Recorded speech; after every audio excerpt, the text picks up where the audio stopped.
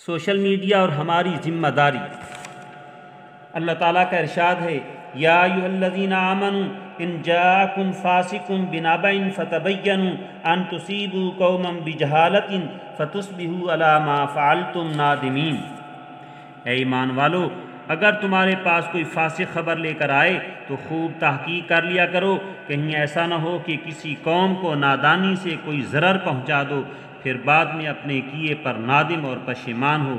اس آیت کریمہ میں بھی ایک خاص واقعہ کی طرف اشارہ ہے جس کی تفسیر کی کتابوں میں موجود ہے، مگر اس کے ذریعے امت کو دو باتوں کی ہدایت دی گئی ہے۔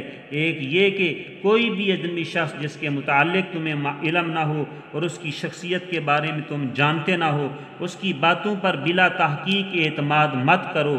دوسرے یہ کہ فوراً اس کی باتیں دوسروں تک مت پہنچاؤ، اگر ایسا کرو گے تو اس سے نقصان اور ضرر کا قوی اندیشہ ہے، پھر بعد میں افسوس سے کچھ ہاتھ نہ آئے گا۔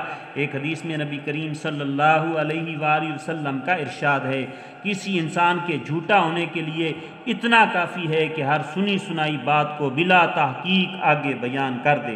یہ قرآنی آیات و احادیث مبارکہ اس بارے میں واضح اور دو ٹوک ہیں کہ ہر سنی سنائی باتیں اور غیر محقق مضامین اور اخبار دوسروں تک پہنچانا جائز نہیں، اور نہ ہی خود اس پر عمل کرنا جائز ہے، بلکہ اولاً اس کی تحقیق کرنا، پھر اس پر عمل کرنا، اور عمل کی نیت سے اس کو دوسروں تک پہنچانا فرد امت کے لیے لازم اور ضروری ہے۔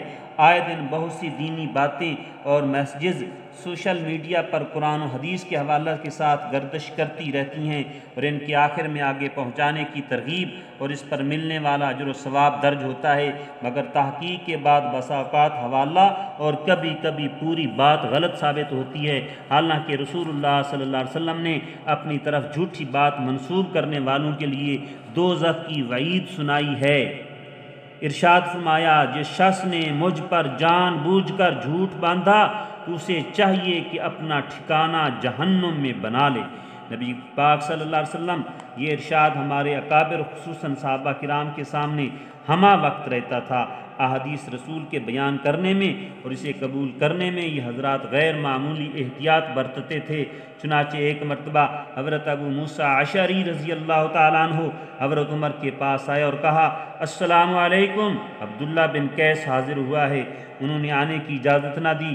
انہوں نے پھر کہا، السلام علیکم، یہ ابو موسیٰ ہے۔ السلام علیکم، یہ اشعری ہے۔ اس کے بعد چلے گئے۔ حضرت عمر نے کہا، ان کو میرے پاس لاؤ۔ وہ آئے تو حضرت عمر نے کہا، ابو موسیٰ، آپ کو کس بات نے لوٹا دیا؟ ہم کام میں مشغول تھے۔ انہوں نے کہا، میں نے رسول اللہ صلی اللہ علیہ وسلم سے سنا ہے، آپ صلی اللہ علیہ وسلم نے ارشاد فرمایا کہ اجازت 3 بار طلب کی جائے، اگر تم کو اجازت دے دی جائے تو آ جاؤ ورنہ لوٹ جاؤ۔ حضرت عمر نے کہا، یا تو آپ اس پر گواہ لائیں گے یا پھر میں کوڑا ماروں گا اور سزا دوں گا۔ تو حضرت ابو موسیٰ رضی اللہ چلے گئے۔ حضرت عمر رضی اللہ نے کہا، اگر ابو موسیٰ کو گواہ مل گئے تو شام کو وہ تم کو منبر کے پاس ملیں گے، اور اگر ان کو گواہ نہیں ملا تو وہ تمہیں نہیں ملیں گے۔ جب حضرت عمر رضی اللہ تعالیٰ عنہ شام کو آئے، انہوں نے حضرت ابو موسیٰ رضی اللہ تعالیٰ عنہ کو موجود پایا۔ انہوں نے کہا، ابو موسیٰ کیا کہتے ہو، آپ کو گواہ مل گیا؟ انہوں نے کہا، ہاں، ابی بن کعب ہیں۔ حضرت عمر رضی اللہ نے کہا، وہ قابل اعتماد گواہ ہیں۔ پھر حضرت ابو طفیل عامر بن واصلہ رضی اللہ کی طرف متوجہ ہو کر فرمایا، ابو طفیل یہ کیا کہتے ہیں؟ تو حضرت ابی بن کعب رضی اللہ نے فرمایا، ابن الخطاب، میں نے رسول اللہ صلی اللہ علیہ وسلم سے سنا ہے، وہ یہی فرما رہے تھے، لہٰذا آپ رسول اللہ صلی اللہ علیہ وسلم کے اصحاب پر عذاب نہ بنیں۔ تو حضرت عمر رضی اللہ نے کہا، سبحان اللہ، میں نے ایک چیز سنی اور چاہا کہ اس کا ثبوت حاصل کروں اور اس کے بارے میں قطعیت کو جانوں۔ اس واقعہ سے اس بات کا بخوبی اندازہ لگایا جا سکتا ہے کہ وہ حضرات احادیث قبول کرنے میں، بیان کرنے میں کس قدر محتاط رہتے تھے۔ اس لیے ہم سب کو بھی سوشل میڈیا کے استعمال میں بے حد احتیاط برتنے کی ضرورت ہے، خصوصاً اس وقت جب اس کا تعلق کتاب و سنت اور دین و شریعت اور سماج و معاشرہ سے ہو۔ اللہ تعالی ہم سب کو عمل کی توفیق عطا فرمائے۔